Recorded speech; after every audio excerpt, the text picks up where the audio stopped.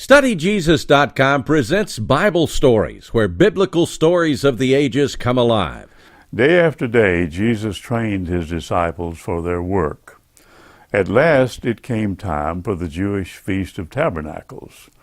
This feast was held in Jerusalem in the autumn, a little earlier than our Thanksgiving. The feast lasted 8 days, and while it lasted, none of the children of Israel lived in their homes, but made for themselves tabernacles or booths of the green branches of trees. These booths were put up all over the city, up on the housetops, in the courts, as well as in the streets. Continuing with our series on the life of Christ, this story from the Bible is titled, Jesus in the Temple. StudyJesus.com presents Bible Stories with your host, Dr. Joe Jackson. Stories directly from God's holy word, told in easy-to-understand story form that the whole family will enjoy, and featuring the work of a talented artist illustrating each week's story. Now gather the family because it's time for this week's Bible Story. Jesus had not been in Jerusalem now for a year and a half, and when it was time to go to this feast, some of the Lord's relatives urged him to go with them. They said to Jesus, "You have disciples there who want to see what you're doing. No one who wants the world to know what he's doing does things in secret. If you can do such wonderful things as are told of you, you should show yourselves so that everyone can see you." They said, "If you can," because even his relatives didn't believe that Jesus was the Christ. But Jesus was not yet ready to go to the feast, and he told them to go on without him. He said, "The people don't hate you, for you think as they do, but they do hate me, for I find fault with the way they live. The time for me to show myself to the people of Jerusalem has not yet come." So they started for Jerusalem without Jesus. A little later, when the right time had come, Jesus went to the feast with his disciples. The people at the feast were asking, "Where's Jesus? Isn't he coming to the feast?" Not seeing the Lord, they began to talk about him among themselves. Some of them said, "He's a good man." But others said, "No, he's teaching the people wrong teachings." Jesus' friends didn't dare talk much about him because they were afraid of the Pharisees who hated Jesus. One day in the middle of the feast, to everybody's surprise, Jesus walked into the temple and began to teach. No one knew how he got there, but there he was. He spoke so well that even his enemies couldn't help liking to hear him, and they wondered how a man who'd never studied in their schools could possibly have so much knowledge. Jesus heard their questions, and he answered them himself. He told them that he spoke about the things that he'd learned from his Father in heaven, and that anyone that knew God must know that his teachings were true. Jesus explained to them the reason why they didn't understand his teachings. He told them that it was because they didn't really know God and didn't really obey God, even though they made a great show of loving God and obeying his laws. He said to them, "If it's God's law, which says, 'Thou shalt not kill,' why are you planning to kill me?" They were very surprised that Jesus should know of their plan to kill him. They tried to make him think it wasn't so, but Jesus knew it was true. And he said, "I did one good deed which you'll never forgive. If your priests do work on the Sabbath, in order to be sure that the law that Moses gave you is not broken, why are you so angry with me because I made a man entirely well on the Sabbath? You call it something very wicked, and yet it was only an act of kindness. Why are you not fair to me and judge me by what I actually do?" Jesus' words astonished these people who knew about the secret plans of the Pharisees, and they asked, "Isn't this the man they're trying to kill? How does he dare to say such things to them? Do the rulers think that he really is the Christ? But we know where this man comes from, and no one's to know where the Christ comes from. He can't be the Christ, therefore. And yet, when the Christ comes, will he do more or greater miracles than those which this man does?" There were 70 of these leaders who belonged to what's called the Sanhedrin, which was the highest Jewish court.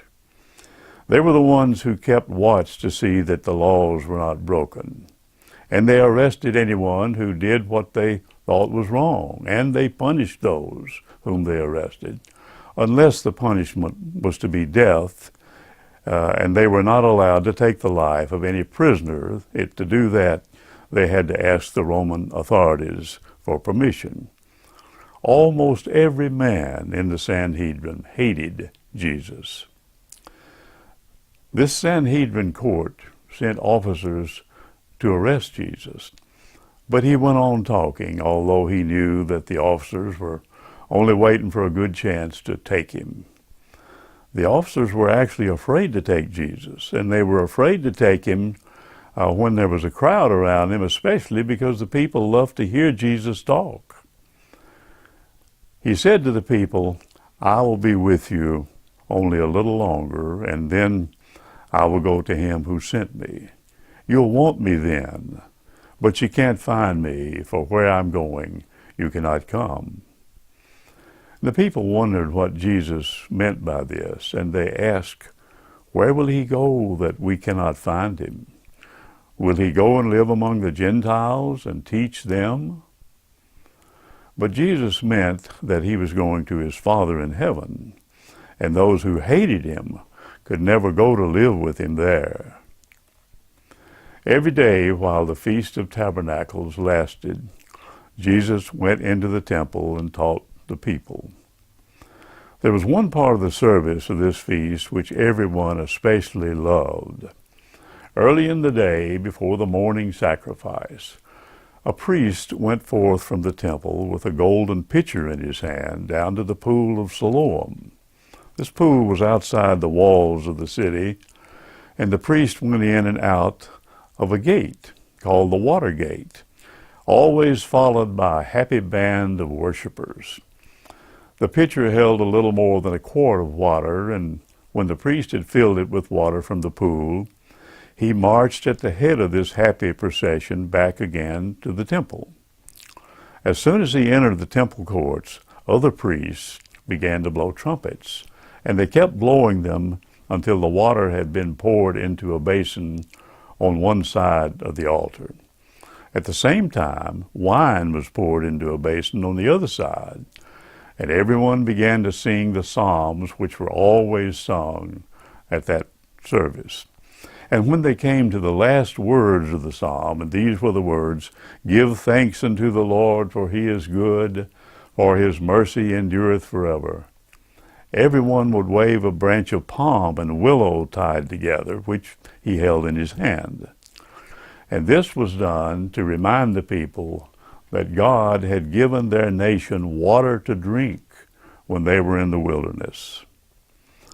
On the last day of the feast, perhaps just as these things were being done, as he was standing in the temple, Jesus called out, "If any man is thirsty, let him come to me and drink.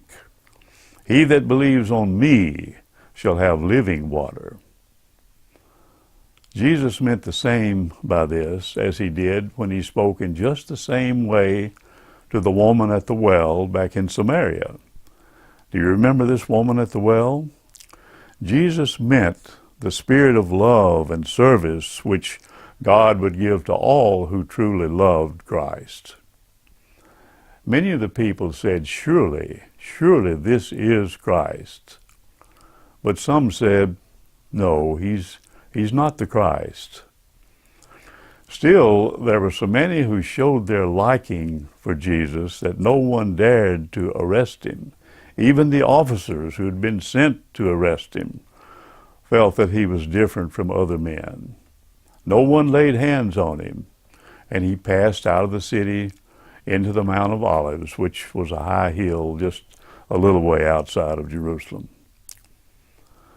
The officers went back to the Sanhedrin without their prisoner, Jesus.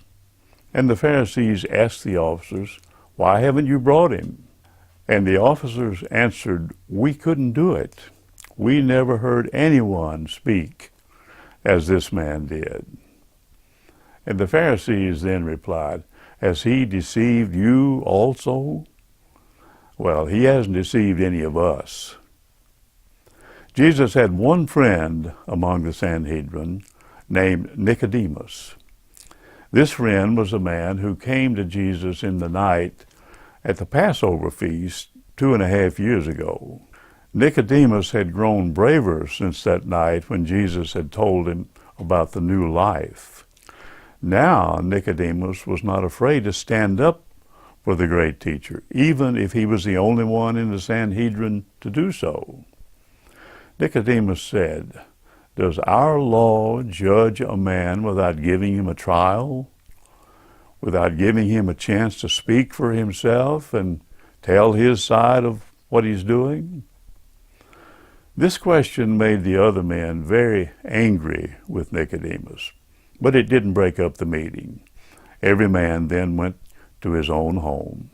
They knew in their hearts that Jesus hadn't broken a single law, and that they really had no right to arrest him.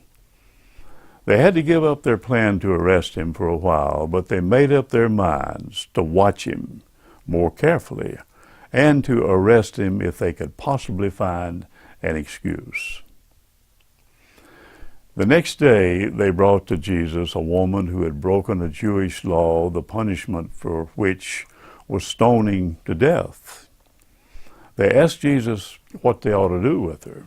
They thought that they had given him a question that was going to be real hard to answer because they knew that he was a kind person and a loving person, and after all, stoning was a very cruel death. But Jesus said to them, "Let the one among you who is without sin cast the first stone." The Pharisees thought of their wicked lives, and one by one they left the temple. And when they were all gone, Jesus said to the woman, Go and sin no more." He spent the night on the Mount of Olives, and he loved to get away into the pure, fresh air of the hill, away from the noise and the crowd and the close air of the city. It was a great comfort to Jesus to be able to go there every night and not lose any of the services at the temple during the day. Lord willing, next time we'll find out about how the Pharisees reacted when Jesus told him he was the light of the world and who his Father was. And we'll conclude this story titled, Jesus in the Temple.